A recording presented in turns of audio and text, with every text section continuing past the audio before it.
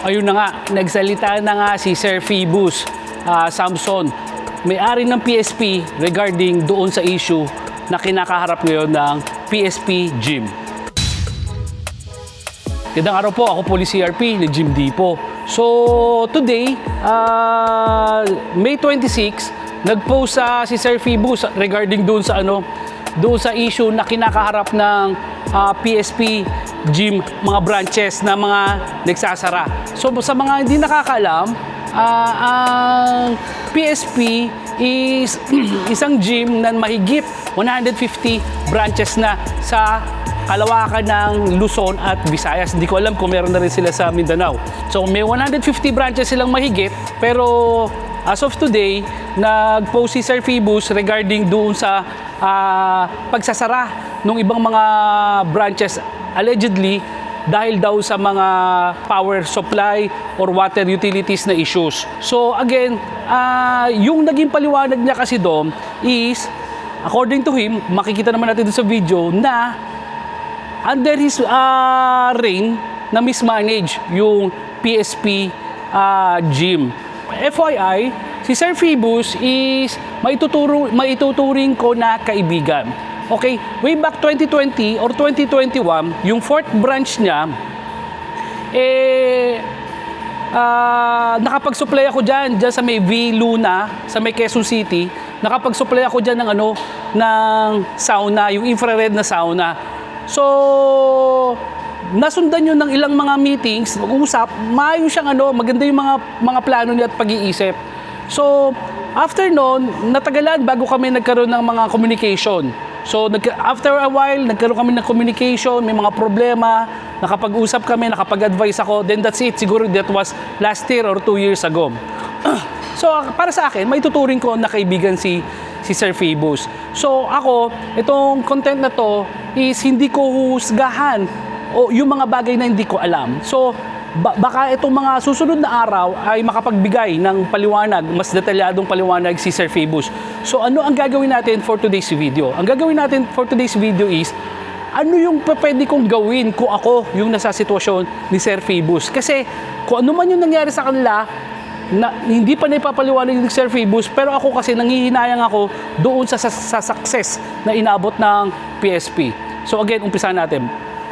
So makikita nyo sa background, ito yung kauna-unahang Gym Republic. So ito yung Gym Republic Cavite City. So naitayo to 2013, yung unang-unang warehouse gym. So ang Gym Republic, ang kauna-unahang gym warehouse dito sa Pilipinas. So ngayon nagsulputan na siya. So marami ng klase. So ito, since 2013, itong branch na to, itong main namin na to.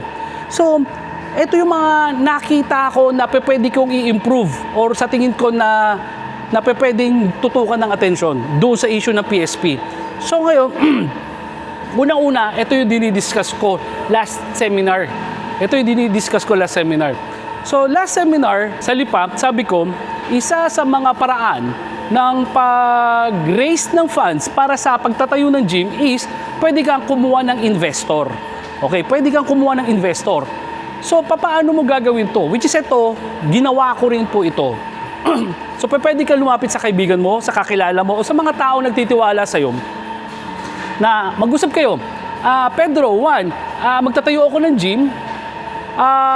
Kailangan ko ng kapital. Pwede mo ba akong mapahiram ng pera para magamit ko? Okay. So, isa yon.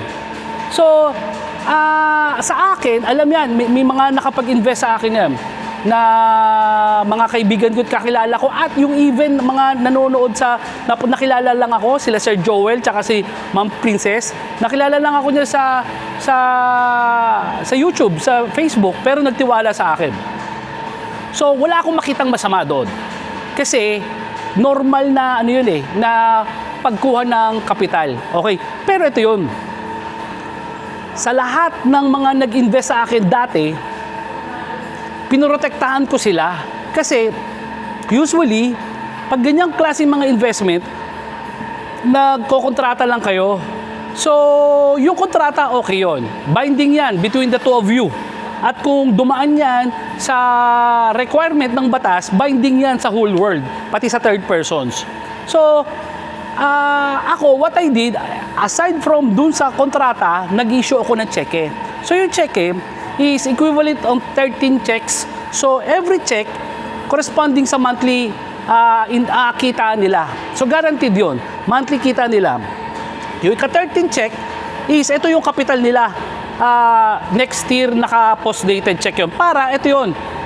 Pagka nag-mature yung mga check na yun, pwede lang i-deposit anytime na hindi na nila ako sisingilin. Unang-una kasi yun yung naisip ko para sa mga nagtiwala sa akin. Pangalawa, protektado yung mga nag-invest sa'yo. Bakit? Kasi yung kontrata, valid yon, given na valid yon.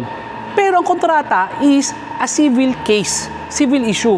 So, kung magdedemandahan kayo, civil case yan. Walang nakukulong sa mga civil cases. So, diyan, mga demands, mga damages, yun na makukuha mo. Pero, pag minalas ka pa at nanalo ka na, wala ka pang nakuha. Kasi, hindi porket nanalo ka, may makukuha ka doon sa doon sa kalaban mo. Kasi, ang kukunin lang ng korte is kung ano yung pag-aari niya. Okay? So, hindi katulad nung may cheque. Pag may cheque kasi, may kasamang civil liability yan. So, pagka nagka-problema kung sino man yung tao na nag-issue sa inyo ng cheque, pwede nyo itong idemanda. BP 22 to or yung bouncing check law. So, pwedeng makulong yung tao na nag-issue nito. At syempre, kunyari ako, hindi naman ako basta-basta papayag na mapatalbog ko yung cheque para makulong ako. So, meron akong mas mataas na responsibility na mapunuan yung mga investors ko na yon. So, again, ito yung beware na sinasabi ko doon sa seminar ko. Kasi, although valid to na action para makapag-raise ng funds, pero beware ka. Kasi, dapat may limit ka lang kung ano yung tatanggapin mong investment. Dapat alam mo kung magkano yung kailangan mo at magkano yung kailangan mong punuan. Okay? Kasi, mahirap to kung dumating na sumobra dami na nagtitiwala sa inyo, kuha ka ng kuha, tapos hindi mo na i-invest. Ito kasi may guaranteed ako. So, saan ko kukunin yung pera kung sumobra yung kinuha ko, tapos hindi ko naman na i-invest, di ba? So, ako, kung 2 million yung kailangan ko, 2 million yung kukunin ko, pag may nagbigay pa, beyond that, hindi ko na tinatanggap. Which is yan, proven yan. Kasi marami ng mga, after nung makapag-raise ako ng funds para doon sa mga kailangan kong mga investment, so, pag may nagpumasok pa na investment, sinasabi ko upfront na sa ngayon, hindi ko kailangan, pero eventually, kung darating, pwede ko kayo sabihan. Perfect example dyan yung mag-asawa sa Canada. I hope nanonood din sila ngayon dito. So, dumating kasi sa pagkakataon na willing sila mag-invest, pero kako, wala akong paggagamitan ng pera, kaya hindi kami nag-push through. Okay? Tapos, ito pa yung susunod ko. So, dapat maging maingat kung sino man yung mga tao na na mag-a-undergo dito. Mag-ingat yung tao na kukuha ng investment at mag-ingat din yung mag-i-invest. Kasi kailangan nyo protektahan pareho sarili nyo. Dahil ang dami ko nang nakita na ganitong mga pangyayari na talagang bumaksak. Tapos kawawa yung investor kasi hindi protected, wala silang nakuha. Okay, so after noon na ma-realize mo na ito lang yung kailangan mo, na capital at yun lang ang kukunin mo, ang susunod kasi nun is kailan ka titigil sa pagkuha ng investment na yon. Kagaya sa akin, which is yun yung kino-compare ko. Kung ako yung sa PSP, maganda yung maganda yung mga marketing scheme nila, maganda yung paglago ng negosyo nila, dumami kagad. Pero kung ako yon, ang gagawin ko kasi, total, naniniwala naman ako doon sa business ko, sa gym business ko, kailangan dumating yung panahon, natitigil ako doon sa sa pagkuha ng investment. Bagkos, ang gagawin ko, ako mismo ang pupuhunan ng mag-isa para doon sa mga succeeding. Kasi napalago mo na ng ganong kadami. So, what if ikaw na lang mag-isa? Kasi total, kumpiyansa ka sa sarili mo na kaya mo paluguin yung negosyo eh. Kung ako yung nasa sitwasyon ni Sir Phoebus, siguro, magbibilang lang ako ng ilang gym branches na i-offer ko for investment. After that, titigil ako. Tapos ikaw na ngayon yung mamumuhunan. Pero hindi pa to ako matitigil dito. Ang gagawin ko susunod doon, imagine mo let's say nandun ako sa ikaw 100 branches. Magkano kinikita ng 100 branches na yon? Kasi hindi dadami. Yung 100 branches na yon, kung hindi effective yung marketing scheme na ginagawa ng PSP. So, ako, given na 100 branches, ang susunod ko dyan, yung ika 101 na branch na gagawin ko, bibilhin ko na yung property. Sigurado ako, pag tinignan ng bangko, yung credit record ko sa 100 branches, baka nag-aagawan pa yung bangko sa pagpapautang sa'yo. So, ganoon na gagawin ko, bibili ako ng property, papatayuan ko ng building, lagyan ko ng gym. Then, instead na nagbabayad ako ng monthly rental, magbabayad ako monthly amortization. So, yung mga susunod, let's say 150 na ngayon, isipin mo kung may 50 ka na ngayon na nadagdag na branches, na sa'yo na yun, na binabayaran mo, yung monthly amortization mo, sa'yo na yun. So, yun yung sinasabi ko na kailangan, titigil ka doon sa pagtanggap ng investment, plus kailangan mo makapag-take ng action, ano yung gagawin mo pag ikaw na ngayon mismo yung investor. Kasi, sabi ko nga, sobrang ganda talaga para sa akin nung marketing scheme ng PSP. Kasi nga hindi lalago ng 150 yun. Kung hindi maganda, tanggapin na natin. Yun lang, sabi nga ni Sir Phoebus na mismanage yung PSP under his watch. So again, yun yung gagawin ko kung ako yun. Doon yung sa aspeto nung financial. Kasi kagaya ngayon, so itong Gym Republic Cavite City since 2013, so 12 years na to. So last year, nagbukas kami ng Gym Republic Tarlac City. Inuupahan ko pa yon. Gym Republic Lipa, inuupahan ko pa rin yon. Lahat yung tatlo na yan, wala na naka-invest sa akin ngayon yan. Wala na naka-invest. So doon sa Gym Republic, ito nakikita nyo sa likod, nung nag-start ako noong 2013, may mga tinanggap ako mga investment galing sa mga kaibigan ko.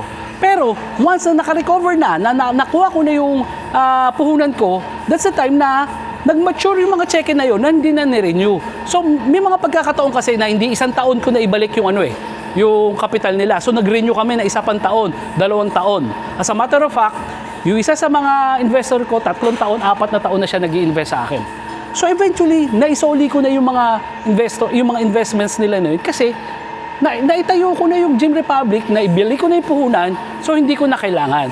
So, yun yung sinasabi ko ngayon, na sarili ko na to. Ang naging problema ko naman, it took me 11 years bago makapag-branch out sa Tarlac.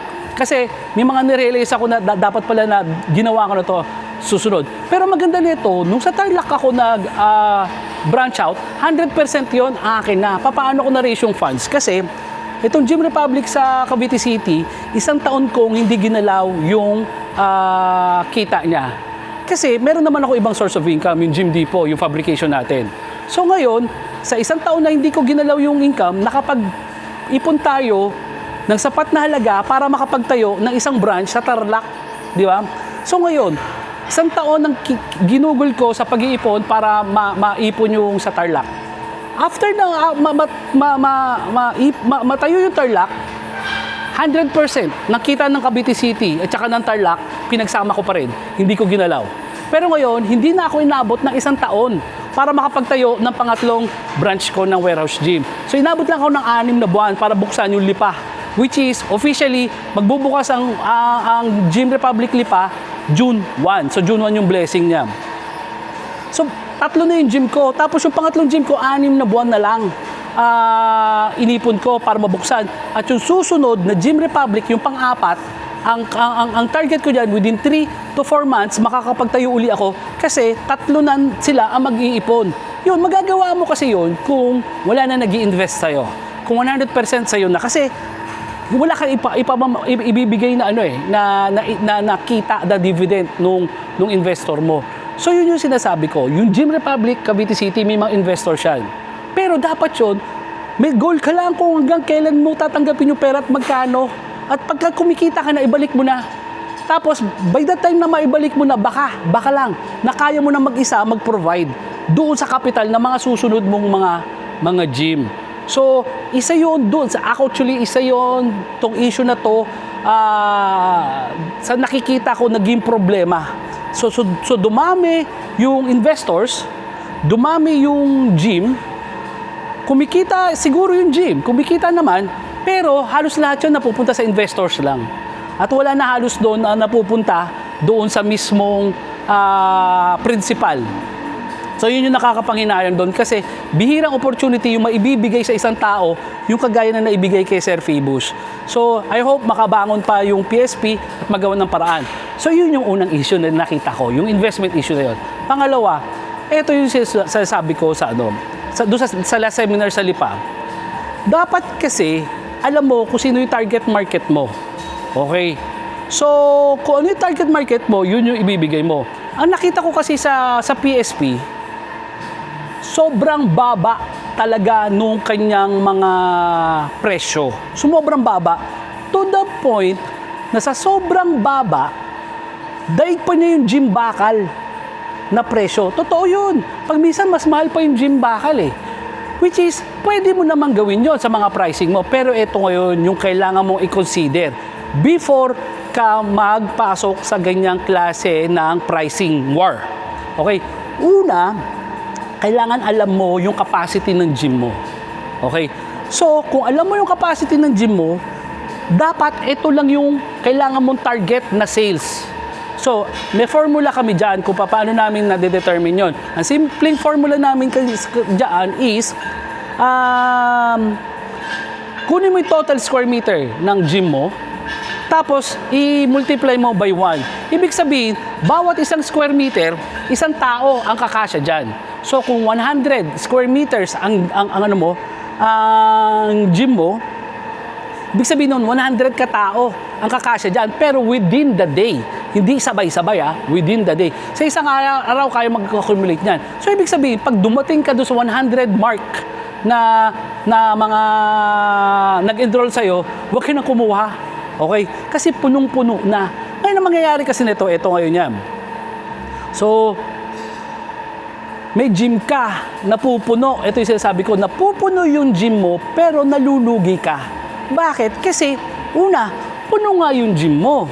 Siksik, liglig, umaapaw. Pero yung pricing mo, napakababa. Na pag kinompute mo ngayon, yung total ng pumasok sa yung tao within the day, doon sa gym mo, may multiply mo sa price mo, hindi sapat para magastusan yung OPEX mo, yung operational expense mo, kagaya ng upa, yan ang pinakamalaki, sweldo sa tao, electricity, etc., etc. So dapat, yung target mo na sales, kasi anyway, akala mo porket puno yung gym mo, kumikita ka. So puno yung gym mo, yung total sales mo, ito, pero mas malaki yung total OPEX mo. So yun yung nakikita ko. So walang masama doon sa concept na hotel type gym. Okay yun. Pero I guess kung ako yung may-ari nun, ipipresyo ko yun doon sa presyo na sapat para doon sa mga upa ko. Kasi tandaan mo iba-iba yung mga iba-iba yung mga PSP, pero pare-pareho yung price niya. Pero may mga PSP na mahal ang upa. May mga PSP na mura ang upa. So, ang problema ngayon nito, kung pare-pareho yun, may possibility na yung isang gym, kahit punong-puno, pwedeng nalulugi. Diba? So, wag natin tignan doon yun kung napupuno. So, kailangan i-adjust mo yan. Yung pricing mo, i-adjust mo sa capacity ng gym mo. Gaya ko, dyan sa Tarlac and Lipa, pero dito sa Cavite. Sa Tarlac at saka sa Lipa, matuturing ko na presyong high-end yung gym namin. Bakit? Kasi ang monthly namin doon, 1,500 pesos. Pwede kasi na gym bakal ka, pero high-end yung presyo mo. Kasi meron ako maipoprovide na wala sa ibang gym. Pero pwede rin naman yung imported ka, pero presyong gym bakal ka, pero provided kaya mo na tanggapin yung mga kliyente mo na yun, kakasya siya. Kasi kung hindi, imported nga yung gym equipment mo, pupuntahan ka ng mga tao dahil maganda equipment mo, tapos mura pa, pero ikaw, as a businessman, hindi ka kumikita. Kasi bakit? Una, ang taas ng OPEX ko, ang taas ng kapital ko, kailan babalik ang kapital ko? Diba? So yun yung isa sa mga kailangan siguro ma-discuss, matakel doon sa issue ng PSP na yun. Kasi isa yun sa mga nakikita ko reason na pwedeng naka-apekto doon sa management na yun. At yun yung gagawin ko kung sakasakali na ako yung napunta sa ganong klaseng sitwasyon. And third, No, meron pa siguro mga issue after nito, pero ito yung third na immediate na naisip ko na pwedeng solusyonan at magawa ng paraan. Ito ngayon, ang PSP at iba pang mga high-end gym, nagre-rely sila doon sa monthly na advance payment. So sila, kung di ako nagkakamali, ang PSP, parang 1 year ng 1 year yung binibenta niya. Baka mamaya meron 6 months, no? Pero masyadong malalaki yung months na ibinibenta nila sa'yo. Okay naman yon. Pero ito yung nakikita ko nagiging problema nila. Kasi, once na mabentahan mo yung clientele, kunyari si Pedro, na-entice mo bumili ng 1 year. Si Pedro membership, 1 year. Bayad si Pedro. Ngayon, as gym owner, wala na akong kikitain kay Pedro for the next 1 year. Kasi nabenta niya, nabayaran na ako doon eh. So anong gagawin ko ngayon para kumita kay Pedro? Ang gagawin ko ngayon, bebentahan ko ngayon si Pedro ng ibang produkto na galing sa gym kagaya ng PT. So ito yung nakikita ko isa sa mga naging problema. So para lang kumita ako doon sa kliyente na yun, bebentahan ko siya ng PT. Pero para magkaroon akong PT na produkto, kailangan ko mag-hire ng mga tao. So mag-hire ako ng PT para magturo kay Pedro. Magkano ibabayad ko kay PT? Kasi additional OPEX sa akin yon. Kasi may salary si PT. So ngayon, ang i-compute ko niyan, dapat kung magkano yung pasweldo ko kay PT, yun yung halos quota niya para pagbenta na mga PT packages. Let's say lang 15,000 yung bayad ko kay coach, kay PT.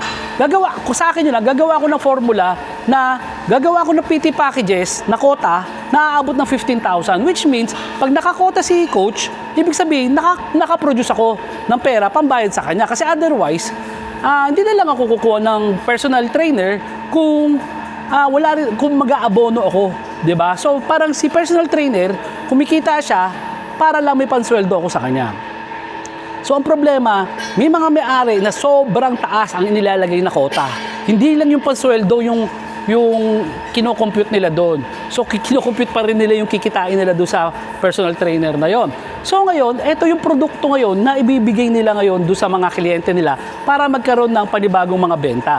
So ang problema nito, kaka-enroll lang ni 1 year ni Pedro. Tapos binentahan mo ngayon si Pedro ng 5 sessions. 5 sessions kasi ganun sa PSP ata, 5, 10, 15 sessions. Nabentahan mo na siya 15 ng 5 sessions. Ngayon, hindi pa tapos si Pedro doon sa kanyang PT sessions dahil naghahabol si personal trainer ng quota. Ang gagawin niya, didikdikin kasi siya nung management na PT, kailangan po magbenta. Mas madali magbenta doon sa mga taong bumili na sa'yo. So si Pedro, hindi pa niya natatapos yung 5 sessions niya, bebentahan na ngayon ni PT ng panibago. Pedro, i-avail mo tong promo namin. Mas mura to kaysa doon sa una mo nakuha. Pero hindi pa tapos si Pedro. Ngayon, natotoxic ngayon si Pedro kasi, teka lang, hindi pa tayo tapos eh. Bebentahan mo pa ako kagad. Ganon din si coach. Natotoxic din si coach kasi alam mo yun, yung parang may lubid sa leg niya palagi na pag hindi siya nakakota, matatanggal siya. 'Di ba? So, toxic din si gym owner kasi nakakuha na niya yung kita niya kay Pedro for 1 year. Paano ako kikita kay Pedro? Dapat paulit-ulit akong kikita kay Pedro. So, yung cycle ng toxicity na andun sa gym, toxic si gym owner, toxic si PT, toxic si client. Actually, pati si manager na doon. So, continuous yun. So, hindi magandang environment yon. So, again, ako honestly, sa Gym Republic Tarlac City, na-encounter din namin ng ganyang problema, which is, ito yung pine-perfect namin sa Gym Republic Lipa. So, sa susunod na mga episodes, ikukwento ko sa inyo paano ang pwedeng gawin natin para ma-eliminate na yung toxicity na yan sa gym na yan, na binibigyan ng matataas na quota. As a matter of fact, isa sa mga apply as manager sa amin sa Gym Republic Tarlac City, nagulat ako. As PT PT to, 100,000 pesos worth of PT packages ang kanyang quota buwan-buwan. Ang laki nun. So nakaka-stress yun. matututo kang gumawa ng hindi mga tamang bagay pagka ganun ang sitwasyon doon sa ano mo.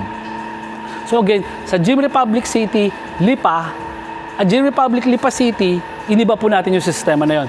At ikukwento ko sa inyo sa mga susunod na episodes kung paano yung ginawa namin at baka may matutunan ka. Again, so i-recap ko ulit. Yung nakita ko naging problema is yung investment side. Dapat yan naprotektahan yung mga investors. Dapat yan may time frame. Dapat yan may target ka kung hanggang kailan lang, hanggang saan mo lang kukunin yung pera amount, titigil ka na. Number 2, yung sinasabi ko na mga PT session sa mga coaches, dapat siya masolusyonan niya yan. Kasi yung cycle of toxicity, hindi matitigil yon. And last but not the least, kung di ako nagkakamali, sinabi ko, dapat siya tumigil siya na yung sarili niya na nag-invest. Kumbaga, total, napalago mo na ng malaki yung gym business mo, why not? There will come a time na titigil ka sa pagtanggap at ikaw na mismo yung mamumuhunan sa sarili mong gym. Utilize mo yung capacity ng gym mo na malaki na at malaki na yung kumpanya mo na makautang ka sa bangko at para sa bangko ka na ngayon may utang at wala na sa mga tao. Kasi yung bangko, kumbaga, meron sariling safety mechanism na mapoprotektahan yung sarili nila pagka nagkaroon ng di magandang pangyayari. Hindi katulad ng mga personal investors na meron, pag minsan naiiwan sila sa ere, kawawa naman, hindi sila protektado. So I hope gusto ko marinig yung mga opinion nyo regarding dito kasi sinisigurado ako maraming lalabas na opinion. Ako po si RP, nag-Gym Di po. Ang gandang araw po.